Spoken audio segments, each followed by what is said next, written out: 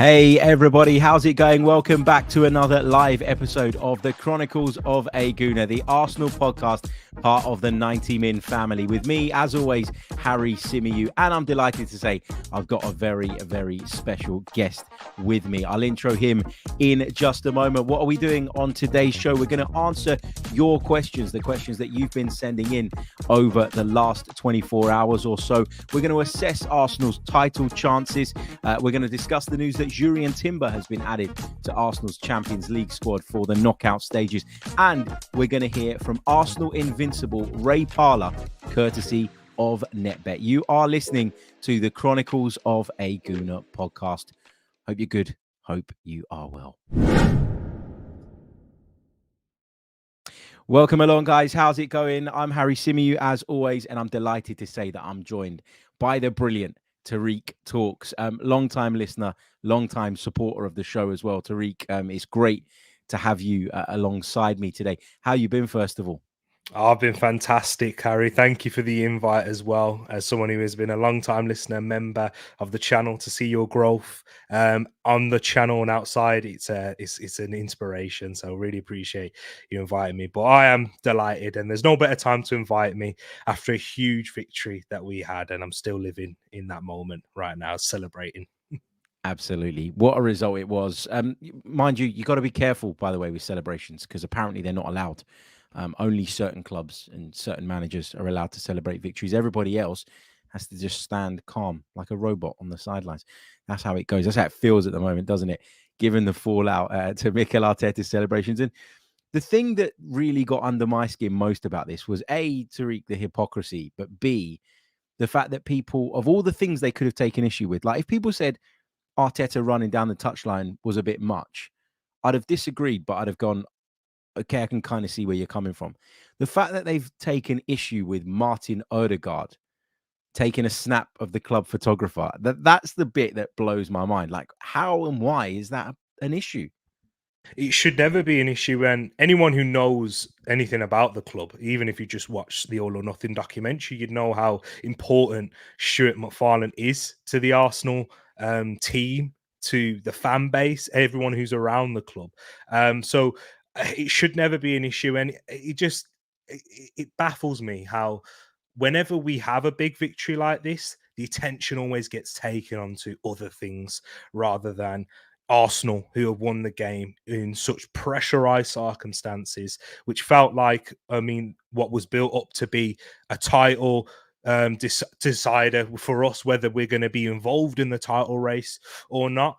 And it felt like the narratives were already going to be there. If Arsenal were going to lose, then it would have all been about the football and why Arsenal can't win the title and why we're not involved. But as soon as we do, it's all the other nonsense about it. They're talking about our captain who's taken a photograph, who's just trying to make a special moment, which has come out and reportedly come out that he's retiring at the end of the season. So it was a special moment that the people just try to rain on our parade, as they can always like to do. Yeah, they do indeed, don't they? Let's say a few hellos to some of you joining us in the live chat at the moment. We've got Afsar with us. We've got Luke, who's a Cobblers fan. Is that right? Because he says afterwards, he says, no, that's not you. Sorry, that was someone else that commented that. Ignore the path I was about to go down there. We've got Temi with us, who says West Ham next. I dread it. We've got Chris, who joins us. We've got Matt joining us from Chicago. Judging by this, we've got a few people tuned in at the moment from Chicago. Lots of you saying that I should come to Chicago. I would love to get over there. The only part of the States I've ever been to is Vegas. I've not been to any other part of the state. So I definitely would like to see more of it. And I tell you what, Vegas was special, wasn't it? What a place. A dream for most people, that is, to go to Vegas. And yeah, there's plenty of occasions. And maybe in 2 years' time, Harry, we've got the World Cup over there. So we'll have to wait and see. I'll tell you what the only problem with Vegas is, though, is that because it's so amazing and it's not real life. Like you go to Vegas. I was there for, I think, 4 days, 5 nights, something like that. It's not real life. Like it's just a completely different world. And the problem you have is that when you come back home and you need to readjust to real life, it's quite difficult. Like I went from like really enjoying myself and like being out every night without having to think about like any other responsibilities that I have to coming back and like my kids waking me up in the middle of the night and stuff like that. And it's just like, whoa, like is this what life is, or is that what life should be? It's difficult. It's a bit of a mind blower. It really, really is. Look, we're going to start off by discussing some news that dropped really, really recently, maybe an hour or so before we've come on here to record this podcast. And I want to discuss the news that Jurrien Timber has been added to the Champions League squad. Now, this is one of those stories, Tereak, that shouldn't come as a surprise to anyone. I mean, we know that he's on the way back. We know that some people have suggested he could be back in March in action. I don't know if that's too soon. Difficult to say, really, because we don't understand the full extent of the injury or exactly at which point he finds himself when it comes to his recovery. But it's the kind of story that even though you kind of knew it was coming, it still gives you one hell of a lift when you read it, doesn't it? Absolutely. It's hard to temper expectations with Jurrien Timber after his fantastic start to life in pre-season. We saw him really hit the ground running, and you can probably say that he settled into the Arsenal team quicker than even our £100 million man, who's probably been one of the candidates for player of the season in Declan Rice. But yeah, it does give you that sense of excitement and feeling like, okay, we could be seeing our best 11 at some point, close towards the business end of the season. But we do have to temper our expectations a little bit, because even when he does return and he is back on the pitch, what kind of level is he going to be at? We have to take that into consideration after the serious injury that he did pick up. We're hearing all the noises that he has returned and he's in partial training, and that he's training like he never left. So that kind of sparks up the excitement again. But yeah, it'll be a huge plus to have him involved in the squad, even if it's just for some rotation reasons, as we saw Zinchenko having to depart at half time due to an injury again. So it is going to be important to have him for the business end of the season. And if we can involve him in some games, even if it's at the bare minimum, just to be able to rotate in that left back position or in the right back position with Benjamin White as well too. He's going to be a big addition to the squad. And if he gets anywhere near to the level then that he was showing previously, then we are golden, because we're into the Champions League knockout stages. We've got us. It feels like at this moment in time, every game in the Premier League is going to be a must-win because of Manchester City, the role that they're on now, and the squad depth that they have with everybody returning for them and everyone's currently fit. Liverpool, a machine, keep going on, and yes, we had to take that down, and that was their first defeat since that Spurs game, even with the likes of Mo Salah, Diogo Jota not being there for a big part of the season, Szoboszlai and whatnot. So yeah, we are going to need our players back and our key players at that. You mentioned you think we're going to get to see our best 11. I'm assuming then, judging by that comment, that you think that Timber is a part of the best 11. So is it that you're taking Zinchenko out? Is that what you would do? Yeah, that is. I feel like our best 11 was the one that we played against Man City in the Community Shield. So That's Partey, Rice in midfield, yeah, Odegaard, yeah. Yeah, that's the one. That's our strongest 11 for the biggest of occasions, because that provides us the most balance in there.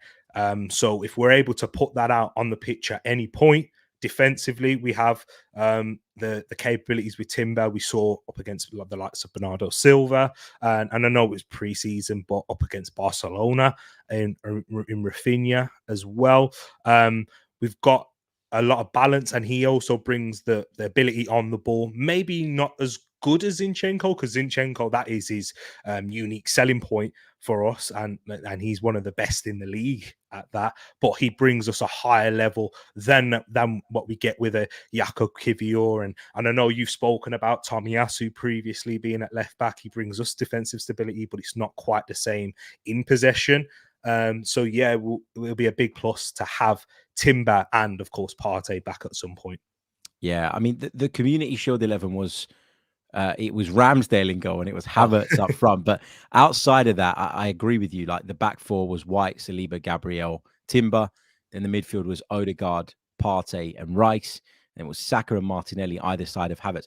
Listen, I think there are games, and this is going to be controversial because people don't seem to like him, but there are going to be games where Havertz, the way he played at the weekend, is better suited than Gabriel Jesus. That's just the reality of it. And I honestly do believe, and I've said this before, that part of the reason that Mikel Arteta and Arsenal were willing to part ways with 65 million to bring Kai Havertz in the door was because they saw him as someone that could play in that position as well. The problem's been that injuries in midfield have meant that we've had to use him there. And again, that's another reason why they thought maybe it was worth the investment because of that versatility factor. But you know, people keep saying to me, well, he could have played Emile Smith-Rowe instead of Havertz in midfield. Emile Smith-Rowe's only just got back fit. Fabio Vieira's been out since November, so the options have been pretty limited in that position. I don't know about you, Tereak, and I know we're going off on a bit of a tangent here, but Leandro Trossard as the left 8 for me isn't a thing. It doesn't work.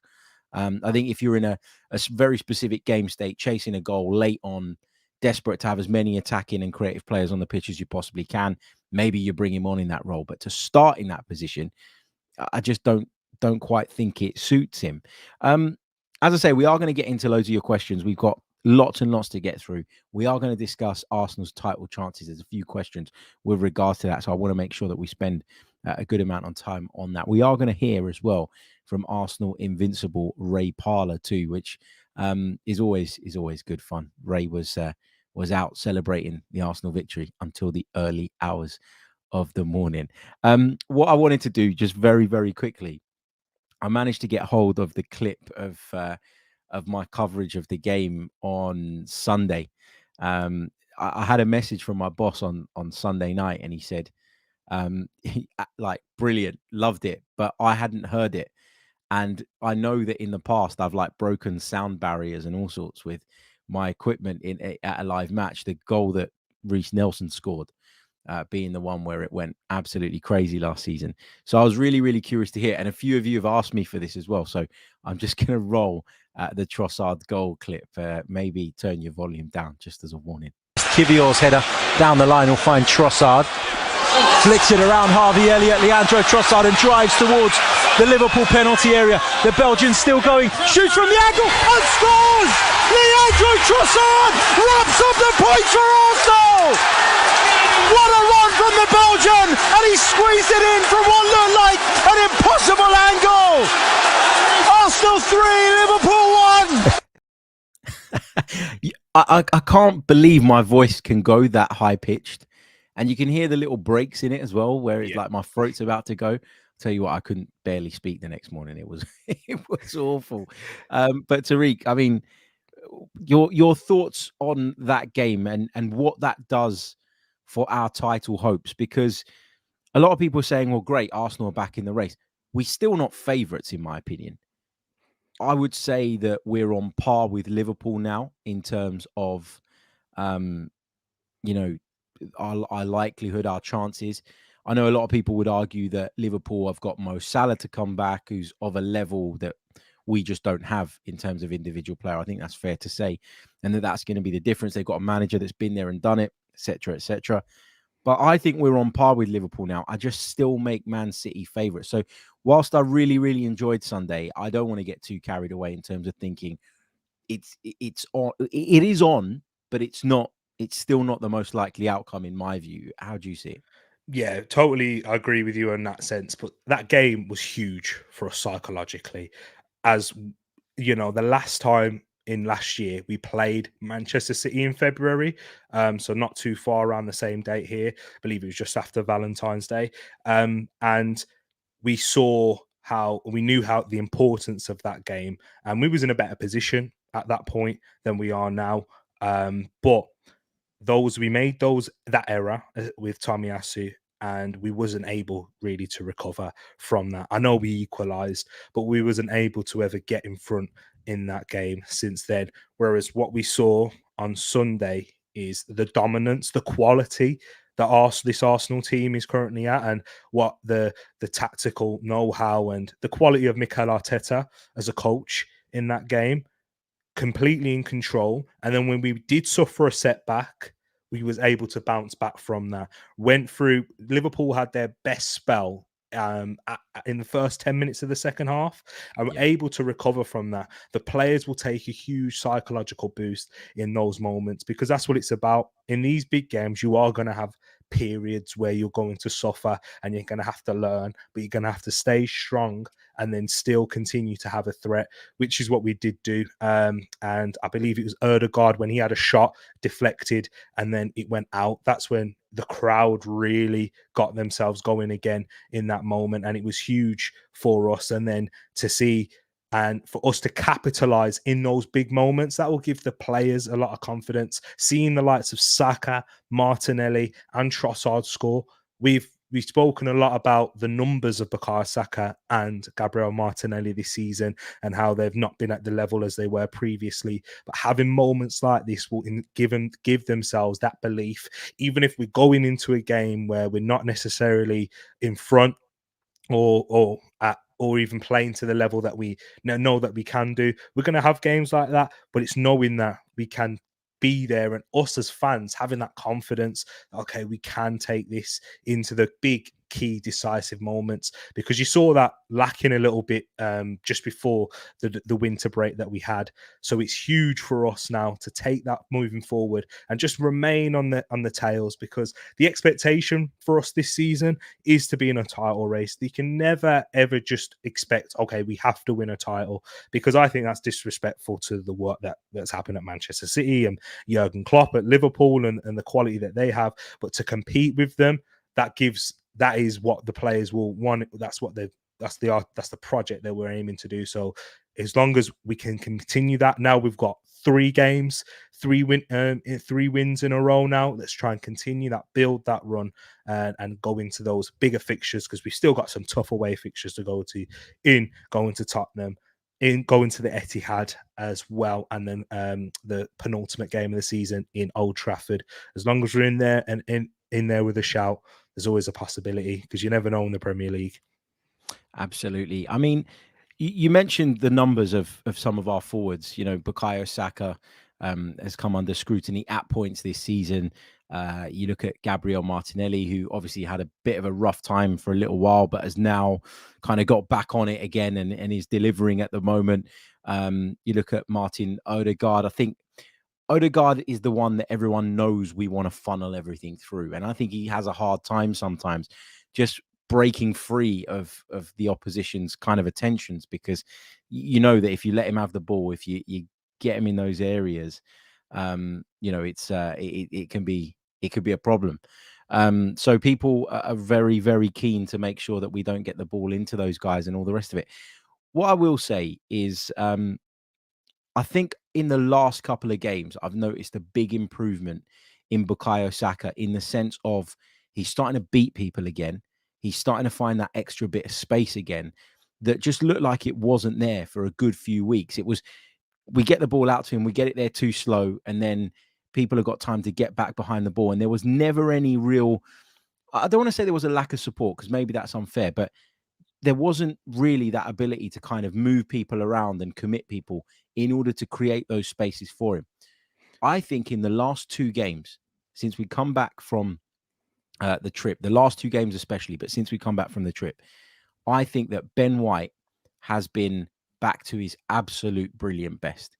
Now, we heard, didn't we, during the weeks where, you know, things weren't going quite right, that he was playing with an injury. And of course, because of the injury issues we've had, we weren't really able to do too much about that. And he played through it. And we've heard stories in the past about Ben White, you know, getting his head down and working through sort of minor injury problems.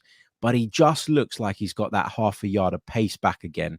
And with that comes a confidence to try things and do things. I mean, that touch he took against Liverpool in the first half, where he brought the ball under control, poked it through the attacker's legs. It was so casual, so calm. And for someone who doesn't like football, that's pretty damn impressive, isn't it? But yeah, I've noticed that he's got forward a lot earlier and supported Bukayo Saka a lot more, a lot quicker. And as a result and as a consequence of that, I think Bukayo Saka does get that extra half a yard of space, can go a little bit more in field at times, because it's not solely on him to provide the width in those attacking situations. And he's scoring goals. I mean, he's got goals in 3 of his last 4, I think, in the Premier League. He scored at Nottingham Forest, and of course, he scored against Liverpool. So there's lots to be pleased about, and it does feel like things are moving in the right direction. What we're going to do now, we're going to hear from Arsenal Invincible Ray Parlour, who joined me. Big thanks to NetBet. He joined me yesterday to have a quick chat about the game against Liverpool and the one coming up against West Ham United, the celebrations. We went through all of it. So here's my chat from yesterday with Arsenal Invincible Ray Parlour. Ray Parlour is with me. Ray, sum up yesterday's performance in a few words. It was incredible, wasn't it? Yeah, it was brilliant. I mean, the fans played their part as well, which they've done in the last few seasons, I would say. It's really ramped it up, but the players really responded. And you know what, that's sort of days you want to be at the Emirates, you know, when they're winning games like that. And it was a big game. I know that people say, oh, well, they think they've won the league already with the celebrations, but they knew if they lost that game against Liverpool, I think they're out of the title race. So that's why it was a bigger game, more for Arsenal than it was probably for Liverpool, because being at home as well, you had to put one over them, especially after the FA Cup defeat against Liverpool. They wanted to, you know, they done it really well as well. I mean, I was a little bit optimistic before the game. I said 2-1, maybe 3-1. But I didn't expect it to pan out like that, how they played. And no, I think they deserved it. It was a really dominant performance, wasn't it? That was the most impressive thing about it. You mentioned there about sort of people mentioning Arsenal celebrations and all the rest of it. What do you make of the celebration police? I mean, you've been in that position. You've worked incredibly hard throughout a career. Surely you've got to enjoy those moments. No, of course you have. I mean, you get into the hype with the fans. I mean, the fans must have been buzzing seeing that game yesterday, knowing they beat Liverpool, who, you know, are going very well at the moment, top of the league. And as I said before, I think it was a must-win for not must-win. Don't lose the game, but if you can win, that does certainly put a statement out there. So yeah, there's a long way to go yet, but if they'd lost that game yesterday, I think that was the title race over. You know, it would have been out of Man City and Liverpool's and win the title. So I think the relief really as well, that they won the game, that you've got to celebrate. But, you know, I mean, look, there's a long way to go. I can understand people saying, well, I think they've won the league already now. No. We've not won the league. You've got Man City still the ones to beat for me. But certainly you've got to enjoy the moment. You've got to enjoy beating a really top side like Liverpool. I know they didn't have Salah, but they're still a very, very good side, especially with Jurgen Klopp as well. The scenario there with what's going to go on with him. Can they win it on a high when he leaves the club? So, I think you've got to celebrate. We were celebrating. I celebrated really, really to the early hours of the morning. So I think you've got to celebrate. Absolutely. One of the players that was an outstanding performer yesterday was Jorginho. I'd put out a video earlier in the week where I said that I would play Jorginho because I thought this game suited him, given that alongside Declan Rice, they seem to have quite a nice balance. There were a lot of people that disagreed with that didn't want to see him in the starting 11. He ended up getting the Player of the Match award from Arsenal yesterday.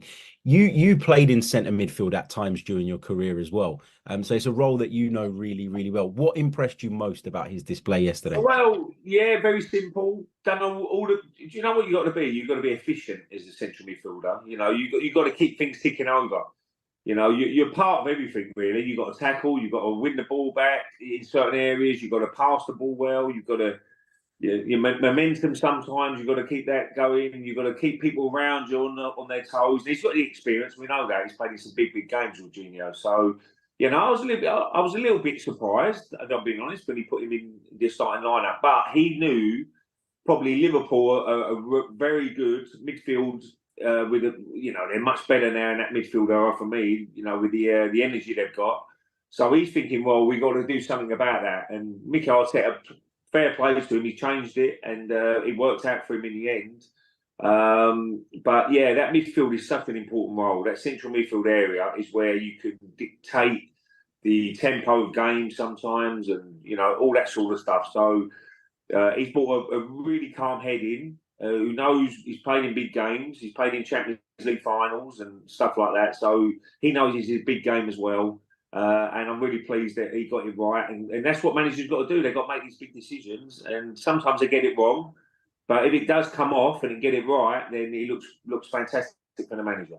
Absolutely. Just very quickly on the goal that Arsenal conceded, I noticed sort of scrolling through social media after the game, the opinion was split really on who was most culpable. I mean, it didn't matter in the end because Arsenal got all 3 points. But if you were going into the dressing room at half time after you conceded a goal like that, are you looking at William Saliba for not clearing it? Yeah, I think Saliba, look, he'll hold his hands up as well. I mean, he's been brilliant for Arsenal. He's been one of the best players this season, definitely. But he's made a mistake. And usually when you're playing against the top sides, they do punish you. Look, they got a little bit of luck along the way, Liverpool, with the own goal in the end. But, I mean, Saliba's got to clear that. You know, you don't wait for your goalkeeper. A little bit like, I was watching the game beforehand yesterday, Manchester United v West Ham. I don't know if you see it, Harry, but Zuma, when he's put the goalkeeper out, you know, when you don't know what's going to happen in a certain situation, you just got to get rid of it. I mean, it could be he kick it in Rose Ed. This goes out for a corner, but that was a dangerous area where he was trying to see the ball out, and you know, certain players can get around you and get a toe on it, and that's what usually happens. So I think Saliba's the one you've got to look at, but I would also say he's been brilliant this year, and he doesn't make many mistakes like that. And lucky enough, he got away with it yesterday. Yeah, absolutely. Big victory for Arsenal, but it could all be in vain if Arsenal don't go and get maximum points at West Ham next weekend. That's the nature of this title race, right? You literally have to win every game to keep up with Absolutely, yeah. I mean, they put themselves in again, it's no good going away next week and losing the game. Now, I think this was pivotal last year, the West Ham game. You know, I was at the game last year at the London Stadium, and Arsenal were cruising 2-0 up. And suddenly they conceded just before half time, and West Ham ended up getting back into it and getting a draw, dropping 2 points. So, you know, I think they've got to start like they did last year. They was dominant in the first 20, 25 minutes last year. And West Ham didn't know what hit them. Even the fans, I was sitting with the West Ham fans, and they were saying, we're going to go in, it goes 3-0, so we're going to go back to the pub and things like that. But they got that goal where they made a bad mistake on the 18. I think Partey was the man who made the mistake, and they got back into the game. And then at half time, it was totally opposite what I was expecting, where West Ham fans go, we've got a chance now, we're back in the game.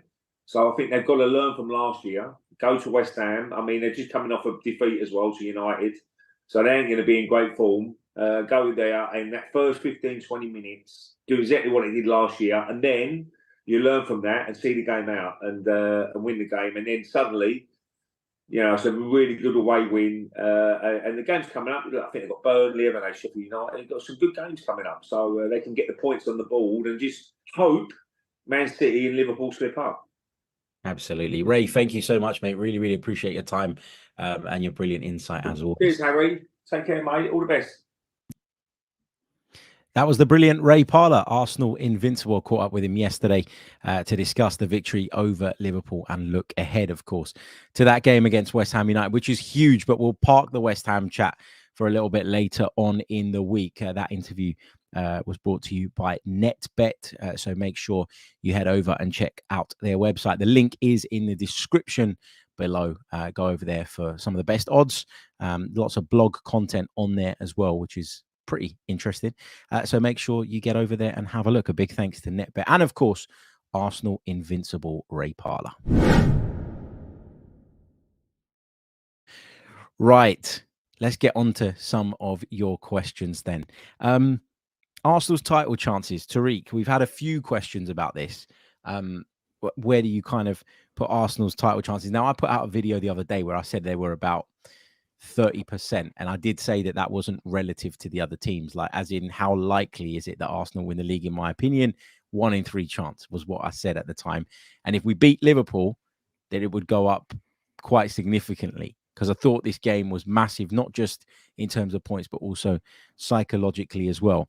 Forget relative to other points, to other teams, because when I put that video out, people were going, well, if Arsenal have got a 30% chance, then that means that you got to split the rest between. And I was like, no, I clearly explained in the video, we're not doing that. So in terms of percentage of how likely it is, in your opinion, that Arsenal do go on and win the Premier League title this season, where are you at the minute? And has that changed from Sunday morning to now? Yeah, massively for me, because I now believe that we are ahead of Liverpool now too, in terms of that.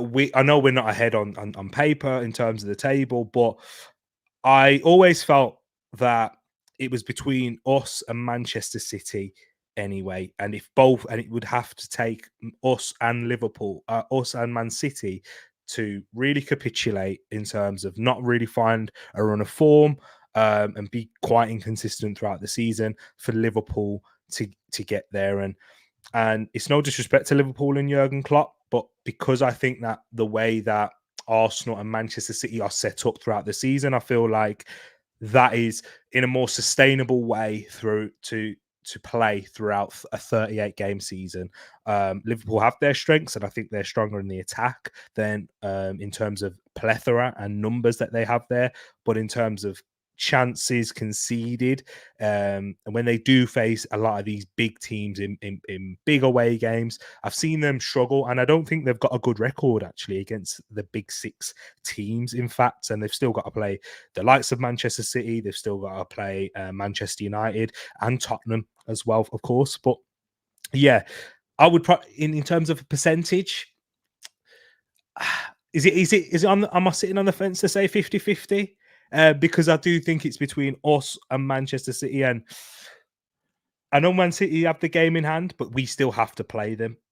You see, the only thing is that we have to go to them, and I just maybe it's a bit of PTSD, but last season it was kind of getting away from us at that point anyway. When we went to the Etihad, like you had that feeling, didn't you, that it was just slipping away, and that was the kind of final nail in the coffin. But I remember going up there, and I remember it was really rubbish timing for me, right? Because my mate was getting married the next morning, and I was the best man. So I couldn't stay the night. I had to get back from Manchester. And I just remember that being like one of the worst days of my life. Like I went up there with some hope, because you always go with hope, right? Yeah. You get there, you watch your team get absolutely thrashed, battered, beaten in every department. Rob Holding played that day, and it was just a nightmare, wasn't it? I will always remember that. And then I remember coming away that day thinking it really is men against boys. And over the course of what remained of the season, of course, I kind of come to terms with the fact we weren't going to win it and stuff. But that performance gave me something to kind of attribute our downfall to. And it made me kind of a little bit more comfortable in saying, well, it's not because, of us, it's because of them. It's because of how bloody good they are. And the difference between the two sides is obvious. So maybe actually we were silly to even get carried away thinking that we were going to win it in the first place. But that feeling that I had after that game, just feeling like they are so far superior to us. And then you watch them go on and win the treble. And although at times this season they've not looked great, you still know that they have that in their locker and in their. And so I almost look at it and think that for Arsenal to have a chance of winning the Premier League, we have to be able to go to Manchester City, get beat, and that be okay. We beat them at the Emirates, so it's different this time around, right? We've already taken 3 points off them. Liverpool, we've taken 4 points from Liverpool, which is pretty good. If you could take 4 from Man City, that would be amazing as well. But I almost look at Man City and just think they're a level above. And so we need to be in a position mathematically, in my opinion, whereby we can lose that game and it doesn't put them above us. So I'm hoping that something's going to change and go in our favour. They've still got to go to Anfield at the end of the day, and they've not been proven to have a great record there when they are facing against a tough Liverpool team. And another thing, what I'll just see with Manchester City this season, defensively, I just feel that they are more vulnerable. Even last night's game against Brentford, against a depleted Brentford side who were missing their outlets in Mbeumo, Yohan Wissa due to injury and AFCON, and the same with Kevin Schade as well. I just feel like there will be more points that Manchester City can drop, and they have been scintillating going forward of late. I watched the Newcastle game during that winter break, and I was like, wow, how good that they looked on the front foot. But even then, they still looked vulnerable defensively. And my final thing I would say with this Manchester City side is I do think they are a little bit like us in terms of being more dependent on certain individuals, which they didn't quite have last year. They still had the likes of Gundogan that could really take those big games if your Kevin De Bruyne, your Haalands aren't quite there. Maybe Phil Foden's taking that mantle now. They had Riyad Mahrez. They've lost a little bit of that experience. And we've seen with the likes of Rodri, when he's not involved, and I believe he's on 7 yellow cards as well. And if he gets to 10 by a certain stage in the season, then he can miss 2 games out. And we know how huge that is. They missed him for 3 games and lost all 3. So I just feel like they are a bit more reliant upon individuals, and with those defensive mishaps, I feel like they can be got at in certain games, and they still will drop more. But we'll have to wait and see in terms of that one. Fingers crossed, mate. Fingers crossed. Let's dive into some of the other questions. You know what we're going to do? We're going to take one from those that have been submitted, and then one from the chat, and rotate it so the guys in the chat are getting involved as well. Let's start off with this one from Afsar, who says, from now on, would you play Rice and Jorginho or Rice and Partey as a pivot? Which gives us the best balance? I mean, I'll come to you in a minute on this, Tereak, but for me, Thomas Partey is brilliant and is a better all-round player than Jorginho, particularly at this stage in Jorginho's career. So for me, when Rice and Partey are fit, that's what I'd go with. But to have Jorginho and to be able to bring him in and out of the side, I think is going to be invaluable. And if I were Arsenal, I'd be working on triggering that option to extend his deal by another year from now. Because what you don't want is to get to the end of the season, have to do major surgery on your midfield because maybe you've decided, and I don't know that this is going to be the case, but maybe you've decided that Partey can no longer be relied upon, and then have to replace Jorginho as well. Like, I just think he gives you so much in terms of both on the pitch and off it. His leadership, his experience, his character's brilliant. I think Rice and Jorginho works really, really well in games like the game we played at the weekend. But I think when you play against sides that are a little bit more defensive, are going to play a low block, although Jorginho is a great progressor of the ball and could probably pick open a defense, we've seen him do it in the past. I just think that Partey and Rice would give you a bit more in that type of game. But also, I would argue that in those types of fixtures, you don't need Rice and Jorginho. You can do what we've done a lot of the time this season, which is put maybe Havertz in the midfield, have an extra forward on the pitch, and have him pushing into that area, knowing that you're going to be okay because of how dominant you're going to be, etc., etc. So I actually think that, yeah, Rice and Partey would be my ideal Arsenal midfield duo. Jorginho's great and brings the best out of Rice, I think. And I thought it was really interesting that Rice played as the 6 rather than Jorginho playing as the 6 the other day, and that Jorginho was playing a slightly different role. Mikel Arteta maybe recognizing the shortcomings in his game, in Jorginho's game that is, and deciding, actually, I think you're better utilized here.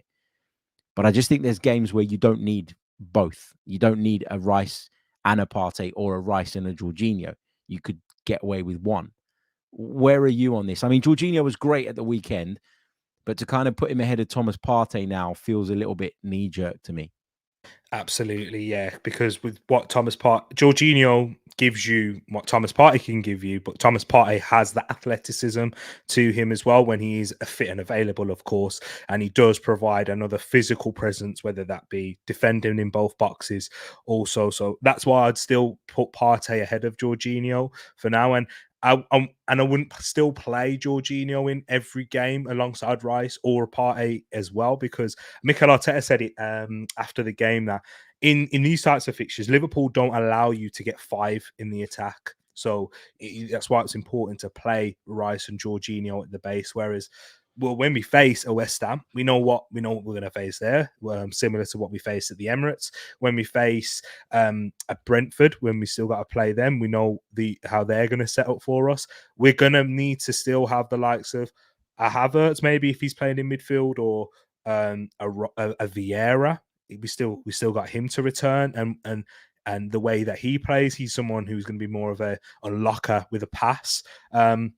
And then a Smith Rowe, which we've seen against Nottingham Forest, and maybe Arteta is really feeling like he can trust him now to be a real option in there. So I wouldn't say we have to play it from now on, Afsar, but I hear your point. In those big games, when we are still going to play Newcastle, you'd say, and still got those away trips, yeah, double pivot with Rice and Partey. And then if Partey's not available, Jorginho. Yeah, that's what I'd go with too. Okay, let's go over to some of the questions that you were submitting earlier on. There was one that Tariq put in, which is what kind of jogged my mind to say, you know what, let's get Tariq on the pod today, and I'll tell you why.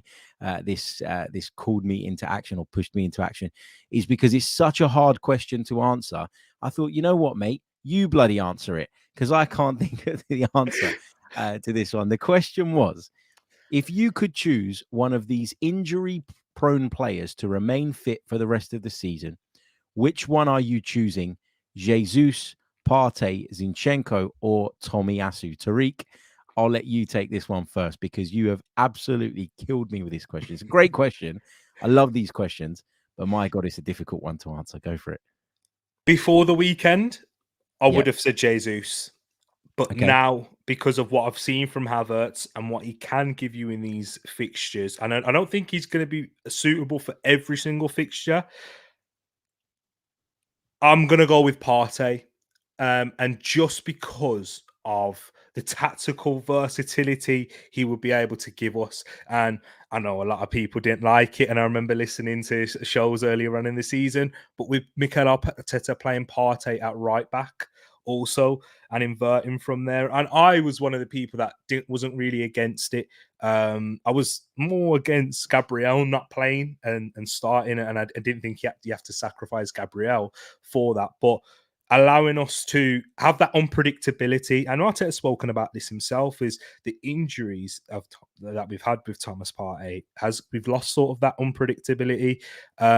Having that double pivot for the big games, I think it'll be vital for us. And I think that we'll even be able to score and create more chances. Having Partey being able to progress the ball through the lines, even though I love Declan Rice and he has been amazing for us, one thing that I still think he can improve on, and I believe he will, is passing. He's progressing the ball as quickly, not being as conservative as he has been, and what we've seen at times. Hence why I think Jorginho played with him against Liverpool, and so we have missed that. And you spoke about it in terms of getting fast support and leaving a bit more space for Bukayo Saka. Thomas Partey, with how quick he likes to play, that does that, and having him and Rice in there would give us that stability. Maybe not ask him to cover as much ground as we did last year. So having Partey, but I would have said Jesus before the weekend because of his importance to our attack and getting the best out of Martinelli and getting the best out of Saka. But I think that they've done so well. Well, they've not done amazing, but in recent weeks they've done well. And better than we've seen. We've seen when Jesus has been out injured, especially when Trossard's come in, like we saw with the Champions League games against PSV, for example. We've still been able to have those contribute and really make a difference in some of these games. So yeah, change my mind from Jesus to Partey. I'm gonna go Partey as well. I had to think about this with a kind of process of elimination, right? So Jesus, great in the link up, but not really an out-and-out goal scorer. Doesn't score enough goals, basically. So is he massively essential?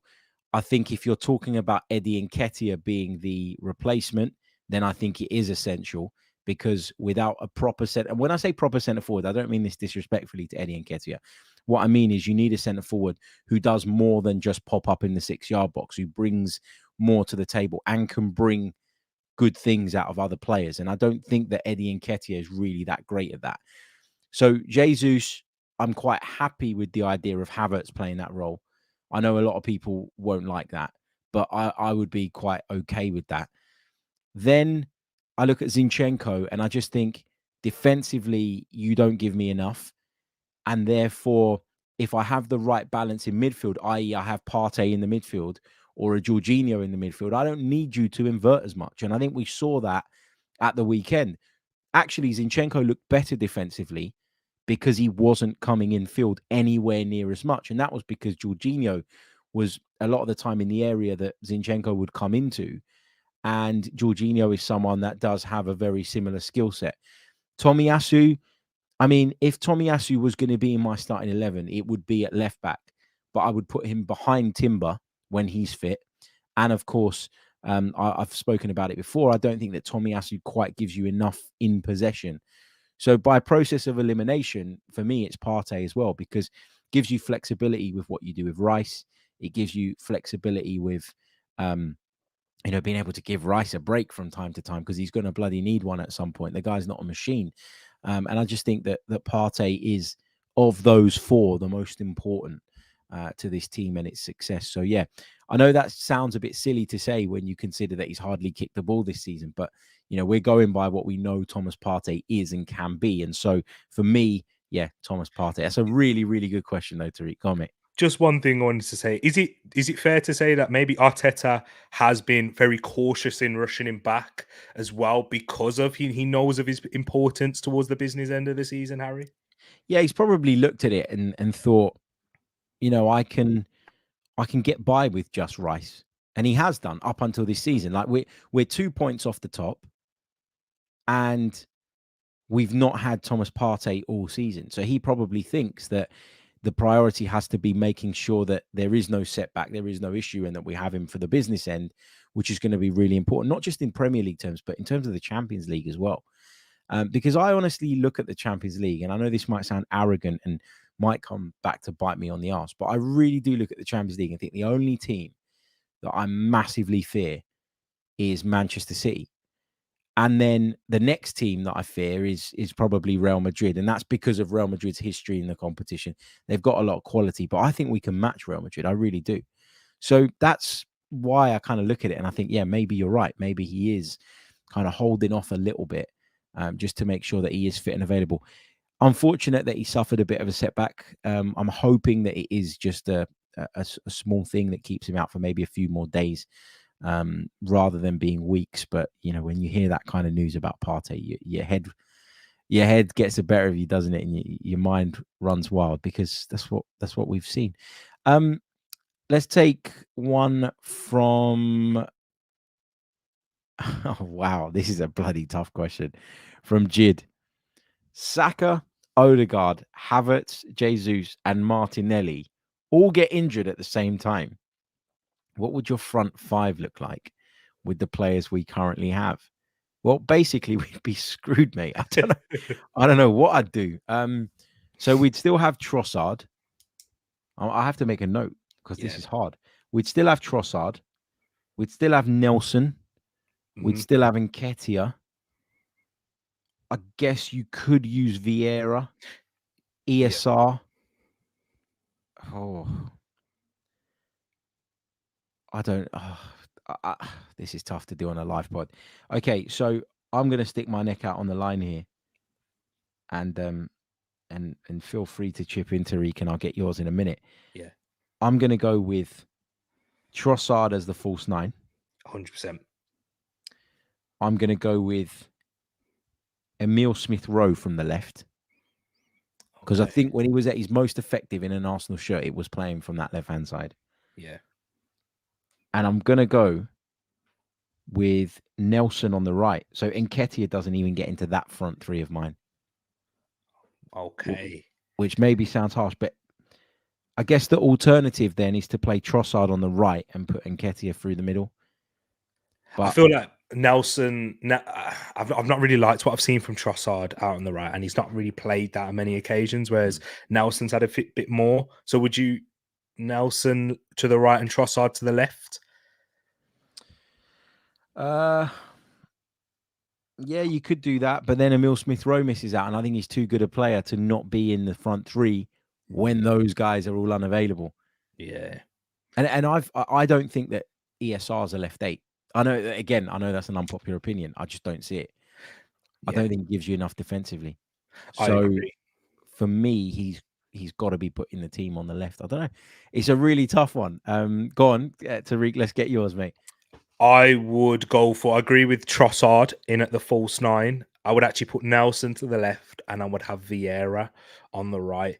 I've seen odd occasion with Vieira. He's looked well off that right hand side, and I keep clinging on with Vieira to that Fulham cameo off the bench, and I still have a little bit. I still have belief in him to really be able to hit the ground at Arsenal, and when we can really say, okay, he's a part of this team, because he's not quite at that stage yet with a lot of the fan base. And I know we know Arteta loves him, but yeah, I still feel like that is the possibility. My only issue with Emile Smith-Rowe now is I do agree that he's defensively and out of possession, he's just not at the level to play as a left 8-foot under Arteta. But I just feel like he's had so much change physically. I don't think he can do the left, the wing anymore, to be able to be as energetic and fluid as he was. He has, I think he's grown in size as well, but he's definitely gone a bit broader too. So he's filled out a little bit. And since he's had that groin injury, that's kept him out for a while. So yeah, that's my only problem with Emile Smith-Rowe. But I understand your point. We've seen it previously. He has shone out on that left hand side, and yeah, he scored 10 goals in 2 seasons ago from there. It's a valid point. It's a really valid point. When you think about when we're at our most effective, it's when Martinelli plays on the left, because he holds that width a lot more, and he's way more willing than Trossard, for example, to take the ball down the line on the outside of someone. He seems to check back in at a later stage. So he gets closer to the byline and then he checks back inside, whereas Trossard will get to the corner of the box and cut in. And Emile Smith-Rowe would be more similar to Trossard in that sense. So you'd lose a bit of width, directness, pace if you went with Smith-Rowe on the left. So I get that. It's a fair and valid point. It's a really, really good question. We've got another really, really good question. These are all really good hypothetical questions. Which tells you that it's a Tuesday and we haven't got a game for a few days, but I love it. Let's bring the question up. Hold on a second. Where is it? Here we go. I'm just bringing it up from the YouTube channel. It comes from a guy called his name. Hold on. Mr. Table and Mr. Chair. He asks, if you could drop any Wenger era player into the current Arsenal team, with the exception of Thierry Henry, who would you choose? I know who I'd go with. In his current team, I'd like to hear yours first. Go on. And I'll go with different. I know he's not very popular around the Emirates anymore, and for good reason, but I'm going to go with Robin van Persie. Can you imagine Saka, Martinelli playing on either side of a finisher and a striker like peak Robin van Persie? I think he'd be so suited to this team, man. Like, there's been a couple of occasions where like balls have dropped over the top of forwards' shoulders and stuff, and I just think if that fell to Van Persie, that's going in the roof of the net. So yeah, that'd be mine. Yeah, that's a fantastic answer. And okay. The first one that springs to mind is Alexis Sanchez, in terms of how we play with a fluid front three and his intensity and what he could really do. I think he could work well with Saka, Ødegaard, Martinelli. That's one that springs to mind. But to kind of give us that defensive stability, I'm going to have to go with Vieira alongside Rice. I think that would be unbeatable in the midfield. Like, we already have an outstanding defense this season, and with his leadership added into there as well, and experience. When we talk about prime Vieira, I just feel like we wouldn't concede many goals. It'd be 1-0 to the Arsenal. That's probably more George Graham at times, but it would be amazing. But yeah, your shout is. I think I agree with yours. You know what, Harry? That Van Persie one. I love Vieira, and if we didn't have Rice and Partey, then it would be a no-brainer. I love Robert Pires, but I just don't think that you get those types of left midfielders anymore that you used to. Maybe another shout is Ashley Cole, because we could do with a left back that is equally good defensively, but also someone that can impact the game offensively as well. Again, unpopular, but you know. On the unpopular topic, how about Adebayor? I think Adebayor had a really good couple of seasons, but I don't think I could put him in the same quality bracket as Robin van Persie. Ian in the chat says no Bergkamp. I don't know that there is a place anymore for that profile of player. Like Dennis Bergkamp, he wasn't a 9. He was a number 10, but a 10 that played in a front two. And just the way football's, it's a bit like Pires as well. Like, I just think he's not an out-and-out winger. So where would he play in the team now? So that's what I'm trying to think about. Hale Gunner says Adebayo would get in this team easy. Yeah, he would. He absolutely would. Yeah. But we're talking about in comparison to Robin van Persie. That was the original shot. And again, Gary highlights Freddie Ljungberg. Scored more than 20 goals a season for 4 years. Massively underrated. Totally agree with that. It's just that, again, you're talking about a right midfielder rather than a right winger. And in this current team, you know, you got to think about balance and relationships and these types of things as well, which I think people maybe overlook. You know, the nostalgia takes over, doesn't it? But yeah, that's my shout. Okay, we are going to leave it there. I think we've come up to 5 o'clock. I asked the wife to have dinner ready for 5 o'clock or just after. So if I'm not in the house, I'm going to get it probably. I'll make her sound like a right monster sometimes on this podcast, and it's really not true. It's horrible. Thankfully, she never listens to it. Doesn't even have a clue what it is. Probably doesn't even know that it exists, to be honest. But hey, it is what it is. Tereak, massive thank you to you, mate, for joining me. And let's do it again soon, man. Let's not leave it so long next time. Really appreciate it. Thank you for your questions. Hit that like button if you haven't done so already. And yeah, up the Arsenal. Absolutely. Up the Arsenal. Don't forget to leave a like on the video if you haven't done so already, to subscribe to the channel if you're brand new. Subscribe to Tereak's channel as well, Tereak Talks. I haven't put it in the description, but I don't think I wrote a proper description yet. I'll fix it after we finish the video, and I'll put the link in there. So make sure you head over there and subscribe. Turn the little bell thing on so you get notifications whenever we post. And if you're listening on audio, please do leave us a review as well. That really does help. We'll be back with another episode of the Chronicles of a Gooner podcast tomorrow. Until then, take care of yourselves. All the best. Have a great day. And where's the outro button? There it is. See you later, guys. Bye-bye. He's messed it right up.